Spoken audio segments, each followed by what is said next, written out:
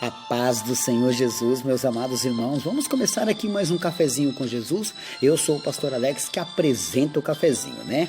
Hoje nós estamos no áudio 3 do estudo Murmuração é Pecado, né? Estamos trabalhando nessa área para ver se a gente para de uma vez de reclamar das coisas, né? Bom, pega a sua Bíblia e abre ela juntamente comigo em 1 Pedro, vamos lá? Só para fazer a leitura do primeiro texto que a gente leu no áudio 1, né? Capítulo 4, verso 9. 1 Pedro, capítulo 4, verso 9. Sendo hospitaleiros uns para com os outros sem murmurações. Significa que não devemos reclamar, meus irmãos. Difícil é, mas não podemos reclamar. Bom, ontem nós finalizamos Tiago 3, do 3 ao 6, né? E falamos ali o poder da língua, né? Da pessoa, às vezes, pagar porque reclama demais, né? Eu já vi casos de patrões que viu que os funcionários reclamavam demais e acabou punindo eles, né? Perdiam o emprego. Por quê? Porque eram bobos, reclamava demais. Tem certas coisas que você tem que falar com Deus. Não está certo o que está acontecendo, então vou falar com Deus, porque aí Deus pode dar um jeito naquilo, né? Tem coisa que não é hora de você falar. Mas vamos lá? Então, a gente já falou um pouquinho da língua ontem, né? Ó, veja, onde está o poder da morte? O que a Bíblia nos ensina? Aonde está o poder da morte? Porque ontem nós falamos de língua, e a língua murmura e coloca a gente em apuros, não é verdade? Então, onde está o poder da morte e o poder da vida? Está lá em Provérbios 18, 21. Vamos dar uma bisoiadinha? Vamos lá? Provérbios, depois de Salmo, no seu capítulo 18, no verso 21, diz assim, ó, a morte e a vida estão no poder da língua, e aquele que a ama comerá o seu fruto, né? Olha só, então a gente sabe o tanto de coisa que a gente acaba fazendo errado, né? Por quê? Porque muitas das vezes a gente vai ver aí fora pessoas que morreu porque falou demais, ou fez outras perecerem porque falou demais. Então a gente já sabe que se a gente continuar falando vai dar problema, certo? Você pode não gostar de uma pessoa, você não é obrigado a gostar de todo mundo, mas se você não se dá com uma certa pessoa, você também não deve sair difamando ela, né? Reclamando sobre aquela pessoa, né? A gente leu aí Provérbios 18, 21, né? Ó. E Deus não gosta de fofoqueiro também, né? Então, já que a gente está em Provérbios 18, 21, vai lá em Provérbios 6. No versículo 19, ó. Testemunha falsa que profere mentiras e que semeia contendas entre irmãos. Fofoqueiro, né? É aquele que trabalha com a língua, né? Que mente demais, né? Então, a gente sabe, meus irmãos, que a gente sente na pele a vontade de reclamar das coisas, das pessoas, de tudo, mas a gente tem que tomar cuidado, né? Então, a gente já sabe que Deus também não gosta de fofoqueiro, né? Deus libertou o povo deles, meus irmãos. Deus libertou, presta atenção. Deus libertou o povo dele do Egito. Eles estavam trabalhando como escravos no Egito, né? Podiam comer e beber, não tem nenhum problema, mas eram como se fossem escravos, ué. Então, não adianta nada a pessoa te dar uma boa comida em troca do seu trabalho, como já acontece em muitos lugares, só que você também não tem prazer naquilo, né? Por exemplo, o meu trabalho. Eu, na verdade, nem considero o meu trabalho como um trabalho, eu considero como um prazer, porque eu faço o que eu gosto, né? Então, Deus libertou o povo dele do Egito, mas o Egito não tinha saído de dentro deles. Deus tirou eles de dentro do Egito, mas o Egito não tinha saído de dentro deles, né? Então Deus enviou o quê? Enviou eles ao deserto, meus irmãos, né? Deus colocou eles no deserto. É um texto que eu costumo falar sempre aqui no cafezinho, né? Você que tem caderno pode anotar, porque são textos maravilhosos para ler na igreja, para comentar, né? Então, às vezes você não presta atenção. Esse povo, a gente vai falar deles, ó. Deus não tirou a gente do mundão pecaminoso, para a gente servi-lo, e a gente agora só está esperando ele voltar, como ele prometeu lá em João capítulo 14. Então, como ele prometeu que vai vir nos buscar, então a gente agora só está aguardando a volta dele, né? E quando ele chegar, meus irmãos, levará consigo todos aqueles que são seus. correto? Porém, a mesma coisa também aconteceu, e quem era o libertador da época era Moisés, Moshe, né? Chamado Moshe, lá em Israel. Moisés, então, tirou o povo do Egito com mão forte do Senhor. Tirando o povo do Egito, Moisés agora percebe que o Egito ainda estava dentro deles, né? Aí Deus quis que eles colocassem isso para fora, porque tem muita gente dentro da igreja que na verdade eles não estão com Cristo ainda. Isso é grave. E o que acontece? Acontece que a gente só vai saber em meio a provações. Então Deus enviou eles no deserto. Deus tirou eles do Egito e fez eles passarem para o deserto.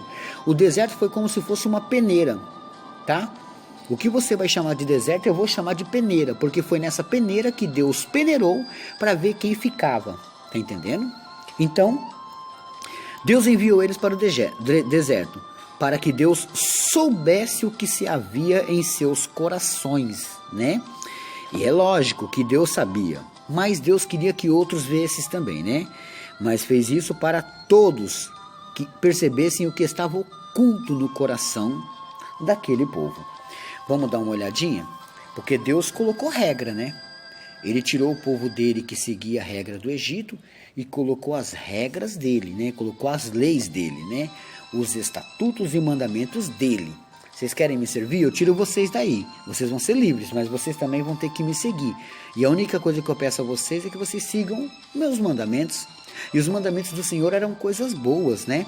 Então, Deus tirou eles de lá. Vamos lá dar uma olhadinha em Deuteronômio, no seu capítulo 8 e no seu versículo 2, né? É um texto bem conhecido do Cafezinho com Jesus, porque sempre eu falo dele, ó. E te lembrarás de todo o caminho pelo qual o Senhor teu Deus te guiou no deserto estes 40 anos. Então Deus guiou eles pelo deserto 40 anos. Não foi 40 dias não, meus irmãos, foi 40 anos. Para quê? Para te humilhar e para te provar, né? Para saber o que estava no seu coração, se guardarias os seus mandamentos ou não. Então Deus permitiu tudo aquilo acontecer para quê? Para ver se o coração deles estavam aptos para segurar a lei. Lá no Egito eles podiam ter uma, duas, três, quantas mulheres quisessem, podiam bater, podiam matar, podiam fazer um monte de coisinha. Com Deus já era diferente. Se lá no Egito eles podiam roubar, com Deus já não podia. Se lá no Egito eles podiam desejar tomar alguma coisa de alguém, agora com Deus não podia.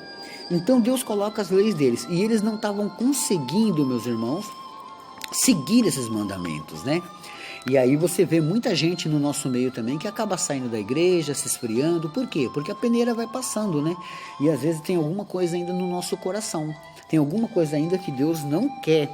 Por isso, meus irmãos, que aquele povo nos seus 40 anos estavam reclamando, murmurando, maldizendo, roubando, traindo, matando, fazendo um monte de coisa que Deus não queria. Então o que Deus falou? Eu vou fazer, sabe o quê?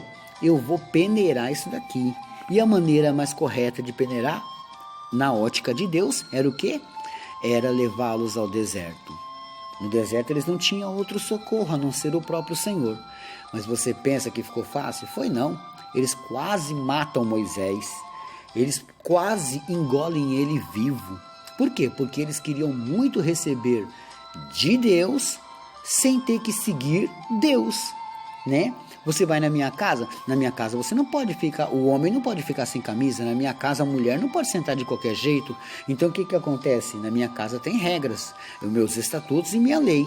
Você não está gostando, não quer? Então sai fora, ali você não vai ficar. Agora, se você quiser se comportar, ali é minha lei. A mesma coisa, eu vou na sua casa, eu vou seguir as suas regras e as suas leis. Assim, nós entendemos então que Deus colocou no coração deles a lei, mas será que eles queriam seguir a lei? Queria nada, eles estavam prontos para outra coisa. Eles estavam prontos para viver uma vida de libertinagens, né?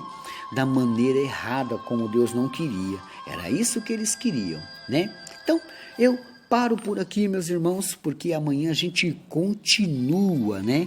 Anota aí a lição de casa, Jeremias capítulo 2, verso 21. Jeremias 2, 21, né? Vamos ver se eu tenho aniversariantes aqui. Olha só, está fazendo aniversário hoje, né? Deixa eu só dar uma olhadinha. O jovem Felipe, filho da irmã Zélia. Um abraço para Amanda, né? A irmã Amanda também. Felipe, feliz aniversário, tá? Que Deus abençoe grandemente a sua vida, tá bom? Glórias a Deus por isso. Hoje também é aniversário do pastor Josias e a família Formosa. Ponte Nova lhe deseja um feliz aniversário, né?